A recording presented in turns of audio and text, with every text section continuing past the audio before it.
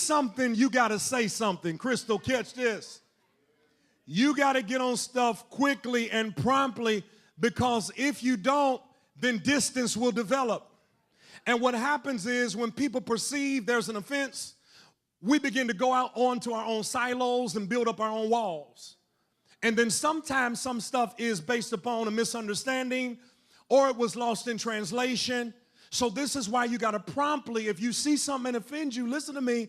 If you love the person, y'all in a relationship, if it's a friend, if it's a coworker, I got to work with you. Let me at least feel and test the waters and see if you are a reasonable person, because some people are not reasonable. Can I preach in here the way I feel it? Sometimes you can confront some people and they will never see what they did was wrong. So once you establish that, okay, you off. You crazy. You ain't playing with a full deck, because you only see things from your angle. And let me tell y'all this. Stop trying to placate into the hands of people who try to play reverse psychology on you when you know you didn't do nothing wrong to them, but they want to act like you did something wrong to them. I ask people, what did I do? Well, I guess I know I didn't do nothing. So I'm not going to sit up here and placate to your, oh God, holler back at me if you hear me up in this house. Can I give y'all this? One thing I'm not going to do is grovel. I'm not going to grovel. I'm not going to grovel. I'm not going to grovel to get you to like me, because some people may not like you and you didn't do nothing. Come on. And if I didn't do nothing for you not to like me, I can't do nothing to get you to like me. Y'all not helping me preach up in this house. You got to get on it promptly. Watch this real quick on this point. The Bible says you got to get on it promptly, because bitterness will take root in your heart and bitterness will begin to develop. And if you sit down quiet and silently on something, it's smoldering inside of you, getting you angry. Now you got stress pent up in you. And they say ulcers are not formed by what we eat. Ulcers are formed at what's eating at us. And there's some stuff you got to get off your chest. You got to say, hold on, I feel like this is going to be a problem later on. I just thought you and I would sit down over a cup of coffee and tell me, am I perceiving this wrong or am I perceiving it right? But we're going to have a civil discussion about the situation that's at hand. And I feel like I got to do it promptly, because I'm not going to sit here smoldering with anger inside of me and resentment, and I don't share it with you. My wife and I were in Hawaii a couple years ago, and they have what they call inactive volcanoes. Active volcanoes, you see them, the lava's coming up out of it. Inactive volcanoes have the same lava, but it's sitting there smoldering silently. And there's some people who sit with bitterness, anger, clamor, rage. How you doing? I'm all right. How you doing? Come on, y'all know when people quick to say that. How you doing? Fine. How are you? You're like, dang, I just asked, how you doing? Come on. Y'all know what I'm talking about. Touch somebody, tell them promptly. You got to get on it promptly, because Hebrews chapter 12 says this. It says, don't let bitterness take a root in your heart. Because here it is. First there is an offense. Then there's the bitterness that builds, and that bitterness is a root. And after you've got the root, the bitterness produces a fruit. Now I'm saying stuff and I'm going over the top because I'm erupting, because I never got it out early on that I had an issue. Can I read this to you? Ephesians chapter 4, verse 31. Get rid of all anger, malice, clamor, wrath, and bitterness, because it's hurting you more than it's hurting the person. Touch somebody and tell them, get on it promptly. Forgive quickly. Apologize quickly. Let it go quickly. Discuss it quickly. And don't keep rehearsing it and talking about it. Put it behind you and move forward with your life. Forgetting the things which are behind me, I'm reaching forward to the things which lie ahead. Because some of us are spending so much time in our past that we can't step over into our future. Your future is calling you forward, but the pain of your past is dragging you backward. Now you're going to hold on to your past, or you're going to move forward with your life. I don't know about y'all, but my future is too bright. My future is too great for me to hold on and be a slave to the pain of my past. Got to get over it. Number 4, I got 5 for y'all today. Number 4, here it is. You got to do it peacefully. Let the church say peacefully. Here it is. Let me give this to you. I told you, I'm going to say it again. We are not, as Christians, supposed to fight, bite, scratch, claw, cuss. I'm going to give them a piece of my mind. No, I need every piece of my mind. I can't get no more pieces away. You can have a piece of my love. No. I'm going to hold it. You going to fall into pieces giving everybody a piece. Preach, boy. No, I need peace, P-E-A-C-E, so I can't give you a piece, P-I-E-C-E. I need to let some stuff go. The Bible says this, live at peace with all men. What are you saying, Pastor? Live in peace. You are not supposed to scratch, fight, bite, cuss. Well, Jesus said, turn the other cheek. Yeah, he did. You got 4 cheeks. Come on. Somebody like, I got to give all 4 of them up. Yeah, give all 4 of them up, buddy.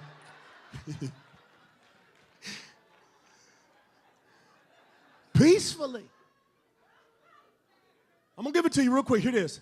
Live at peace. What do you mean? Let me give you all these principles real quick. If you're writing, write this down. If you're online, listen to the other person. Listen without looking to respond. Some of us get in conversations and we want to hear something. Have you ever been in a conversation with a person and when y'all in the discussion and they start talking, people do this? Like I'm listening for you to trigger something. Don't listen like that. Listen with an open mind to hear the person's heart. And then you repeat back to them what they said. Deaconess Gordon, she gave me a gift of this. Listen to the person, then you say, okay, if I hear you right, this is what I heard. I hear you saying that you're offended by this or this is the way you looked at that. Okay, now first of all, let's dissect that and look at that. You got to listen to what they said because you will not gain their respect of you trying to reconcile if they see you're not paying them attention when you are listening. You not only have to listen, this is what I call the high five of resolving conflict. Turn to your neighbor and give him a high five. Give him a high five. Tell him, I'm giving you the high five.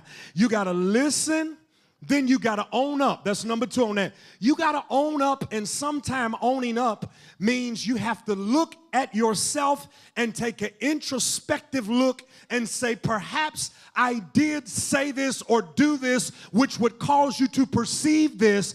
I am going to own up to my part and my share into what maybe has ruptured the relationship. Then number 3, you got to apologize. Y'all, you got to learn how to humble yourself and apologize and tell the person you are trying to reconcile with, I was wrong. I want to get this thing right. Then number 4, you got to forgive. If you don't forgive, you cannot be forgiven. And sometimes reconciliation is not just about our relationship, it's about my relationship with God. Because Jesus said, if you don't forgive, I can't forgive you. Now, I don't know about y'all, some of y'all perfect, but I need mercy every day. I need forgiveness every day. I need grace every day. I need God to cover my faults every day. Some of y'all got quiet. It's some stuff you got going on you don't even know is offensive to God. If you can't forgive other people and overlook their offenses, then that means God can't forgive you. So really me apologizing, it really ain't even about you. It's about me and my relationship with God. So I got to get this right so I can keep my stuff with Him. Is there anybody up in this house who just wants to be right with God? Last one, dismiss it.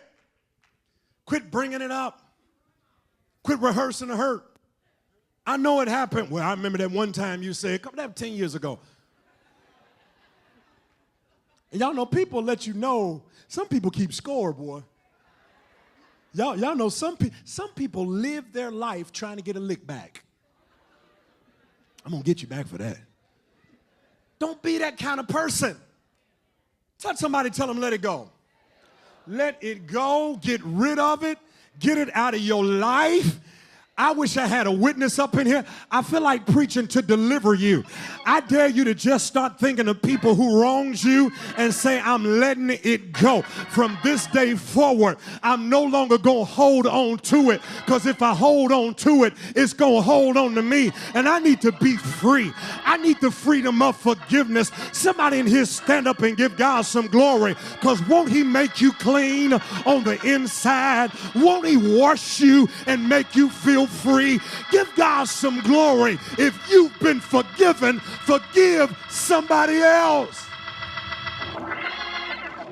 Forget about it. Let it go. Let me give this to you real quick. Last one. Last one. Here it is. Some people you cannot reconcile with. Can we be real? Some people you can't. Come on now. Some people you can. The Bible says this, Romans chapter 13. Write this down. Live at peace with all men, if possible.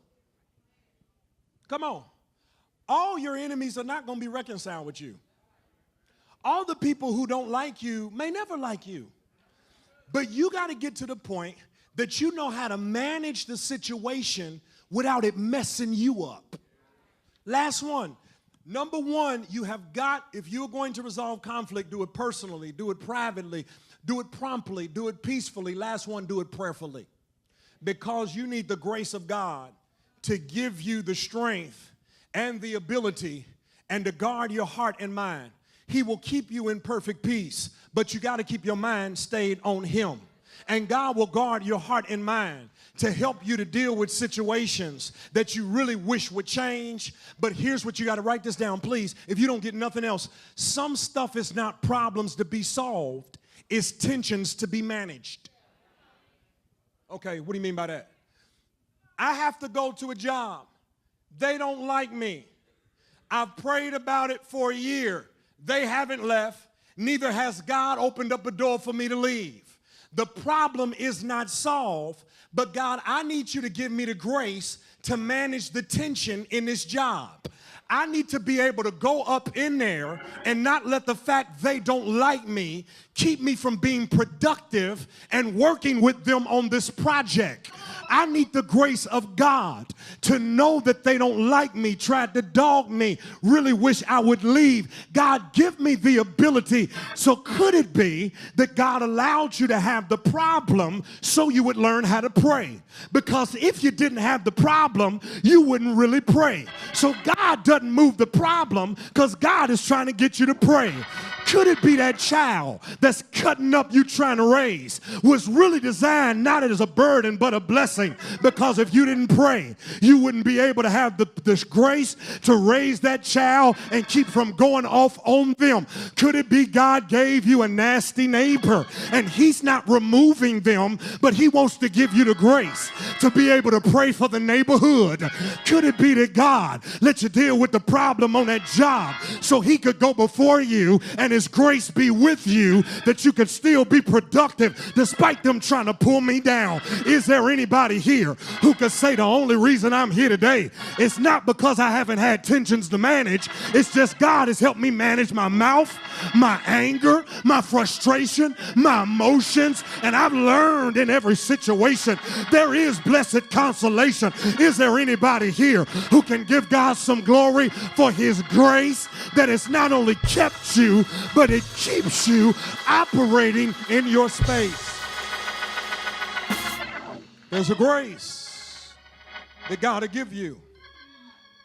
Can you imagine? Let's be real for a moment. Watch this. Jesus knew Judas was stealing and would betray him. He knew it. He's God. He knew it still. Come on, follow me. He knew it. Yet he had a certain grace to still let him do what he did. Can I give this to you? Judas did more for Jesus than all the other disciples. Because had you not betrayed me, they would have never crucified me. Had they never crucified me, they would have never buried me. Had they never buried me, I never would have rose from the dead. Had I never rose from the dead, you wouldn't have salvation. salvation wouldn't be brought to the world. You trying to fight Judas. Judas is really your biggest blessing. You trying to hold them back. You better just learn how to give it to God, because God has a funny way of causing all things, even small things, to work together for your good. Is there anybody here who could just give God some glory for his grace?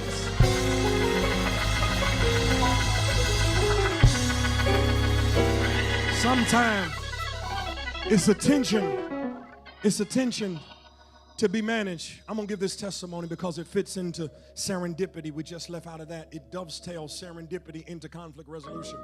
I'm in seminary right now. Some of y'all know that. Went to Bible college for 5 years. When I finished Bible college, I was going into seminary, but I didn't. I was still managing my shop, became a pastor, so I decided later on, after I had my children, things were right, I go back to seminary. I go to seminary, and it's going good. I had a couple good professors. Last semester, the one before this, I had a professor who disrespected me in every way you could imagine. Now, mind you, I humble myself going to the class. I'm going out of town. I go to Chicago to a conference. There's my poster, the poster child for the school. I'm dealing with this stuff in the class with this guy. I'm like, wow. On one night, it got so bad that he threatened me. He got mad by something I said in terms of my response to the question and the discussion. And he said, if you don't be quiet, I'm going to put you out of my class, and I'm going to take your points for the night. I'm like, wow, I pay you to teach me. Go figure. So at the end of the class, he came, apologized, all that. I'm out of the class the next week because I had to speak somewhere else. So one of my friends, and he happened to be my white brother, he quit the class of how bad the professor had been treating me. No lie. So the next week I came back, the dean shows up to class. The dean shows up to class, and she gives this whole spiel. Now, the whole semester, I've been in this tension. I've been doing my assignments. He's picking it apart, being petty, all this kind of stuff. I'm just turning in assignments because I didn't feel like God. I'm not a quitter. And I didn't feel like God was telling me to leave. I said, no, I'm going to stare this thing down in the face. I am not going to take the bait. I'm not going to let my opposition stand in the way of my obstacle and my next blessing. So I dealt with it. It was the tension I had to manage. I would pray going in during class. So the last night when the dean had come that night, she came to the class, and that whole night he had so much nervous energy. They kept putting his hands on me, and push me, and all this kind of stuff, trying to chum me back up with me all of a sudden because he knew the dean was coming.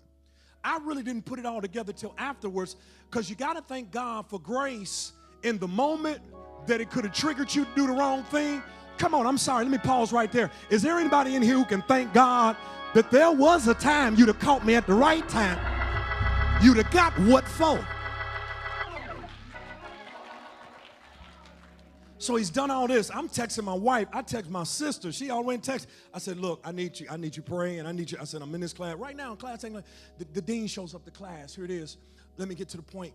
The dean shows up to class, and she's trying to do damage control. Class, I understand you have some challenges, and we thank God that you're here and this, that, the other.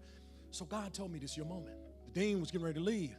I spoke to the dean. I said, can I speak with you? And I was pointing to the professor, can I speak with you as well? So we got a private little office over there. So I got him in the office. I sat down and just looked him in his eye and said, number one, you don't put your hands on me. Come on now. Come on. Come on. You got to be direct with people.